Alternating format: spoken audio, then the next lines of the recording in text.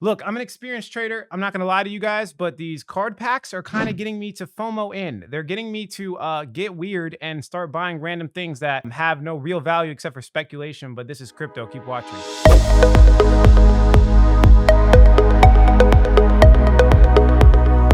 What's going on, everybody? Alex back with another cryptocurrency video, and today we're going to be talking about an NFT platform called Ethernity Chain. Hopefully I'm pronouncing that correct. The ticker is ERN.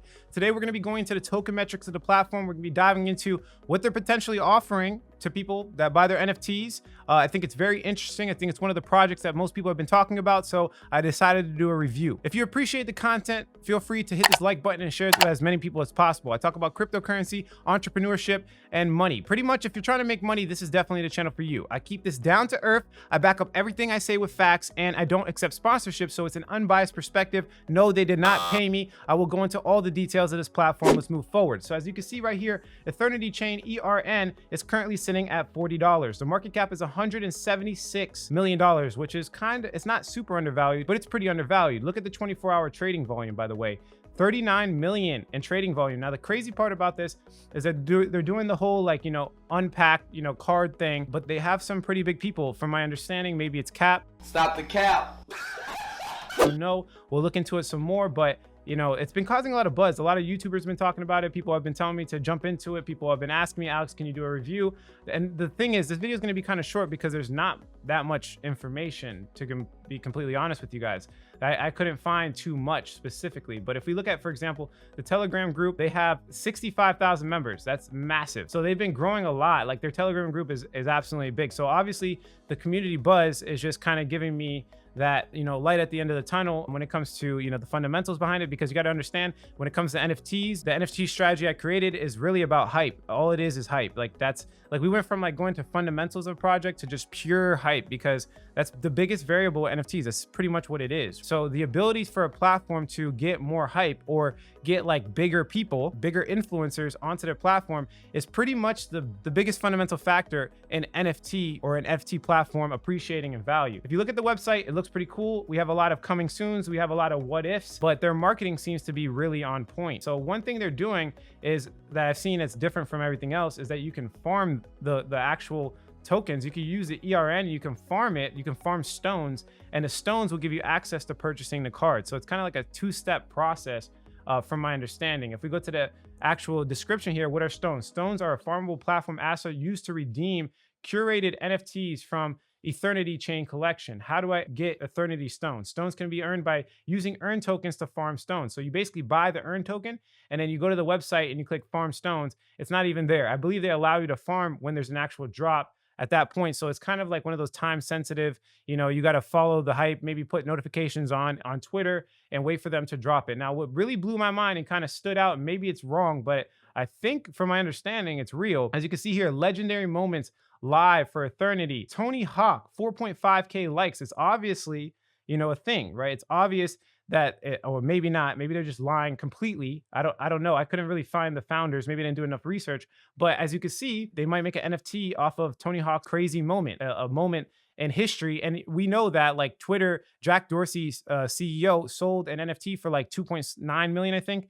That's the exact number of the first tweet he ever made. So this is definitely a thing. This is definitely something that can have a big impact on this platform. So as you can see, you can farm them, you can stake them. Just take a look at it. I mean, they're trying to pump up the hype, but yeah, people are FOMOing on this platform, and that's definitely a good thing. We usually don't talk about that with cryptocurrencies. We're looking for fundamental variables, but it's completely different with NFT platforms, and we have to adapt. We cannot get left behind. So they have some strategic partnerships. I'm not going to go into that too much because that's not really the important part about this actually gaining value. If we look into the token economics of the platform, the only problem I'm having is that it's very centralized. It's very centralized. The max is 30 million ERN, which is good. That's a good thing. But as you can see, the public sale is only 3.33%. Private sales, 30%. Somebody's holding a lot of this. So this is the biggest downfall I have.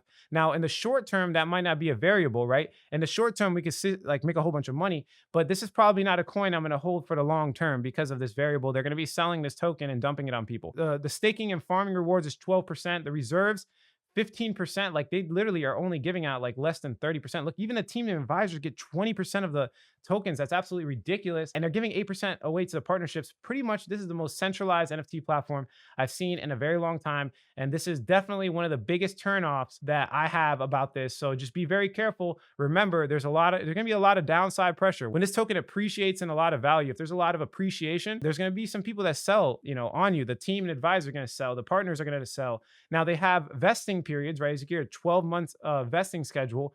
I would like to see the exact schedule. Maybe I didn't do enough research, but I can't find the exact schedule. They don't tell us. I don't know. Are they giving it out monthly? Or are they going to give it up at the end of 12 months?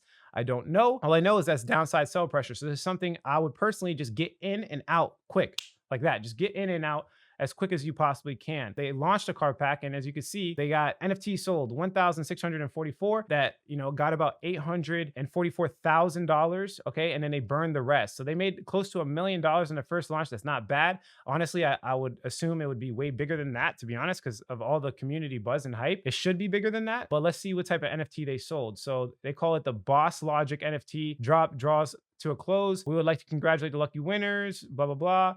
We are here super excited about the future NFT drops, whatever. There's not too much information. I guess this is what it is. It's like a Pokemon card. I guess it's cool. Boss Logic. Don't know what that is either. Maybe it's a brand, but if Tony Hawk ends up jumping on this platform, I highly anticipate it's going to be much more than $1 million. It's going to be like, I don't know, Logan Paul got $8.5 million. So they should be like close, way bigger than that, right? Tony Hawk is a one-of-a-kind person. I mean, he's probably way more popular than Logan Paul, but it's hard to tell with the NFT things. I'm trying to evaluate these things, but it's like, it's non-conclusive evidence. It's pretty much a lot of like speculation, but this is crypto. We make money. It is what it is. We can speculate. There's nothing wrong with that, right? So yeah, you have to mine the stones to actually get into the sale. I believe that's the only way you could do it. As you can see here, Boss Logic NFTs from the Con NFT would be reserved exclusively for stone holders and will be farmable in an Ethernity chain upon launch.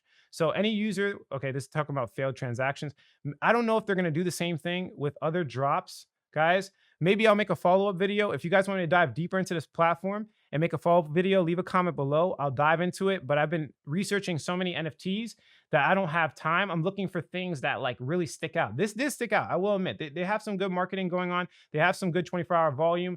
They are one of the top NFT platforms. They're number 8 when it comes to specifically NFT. So they are causing a lot of disturbance. They have the potential Tony Hawk thing going on there. So it looks pretty good. It doesn't look bad at all. And it looks like they haven't launched anything. Once they start launching these things, once the bull market comes, top 100 altcoins start coming into fruition, altcoins start playing out, and they start launching these at the same time, they're timing it, man. They're timing. A lot of these NFT platforms, they're trying to time this the right way. They're essentially making it so that when the bull market comes, everybody starts spending money. They start spending money on the NFTs and they start jumping into it. It's a thing, right? They want to capitalize on the speculation and make as much money as possible. So they're not launching it just yet. This is something you want to get into early. This is something that you might want to get some ERN tokens in your wallet and then wait for it to drop and then go ahead and farm your stones and just see if you can get in. The beauty of this is obviously you're holding a token, it can lose value, but at least you don't have to buy the stones, right? You don't actually have to buy the stones. It's interesting concept. We'll see what happens. I'm sure this is the reason why the coin has appreciated in value, because people are buying it to farm. I gotta show you guys and update you on what's going on here, but that's it for this video. If you like the quality of this content, hit like. If you don't, leave some constructive criticism, subscribe for more video updates. And like I always say, if you don't get with it, you will get left behind. Thanks for watching, guys. Catch you in the next one.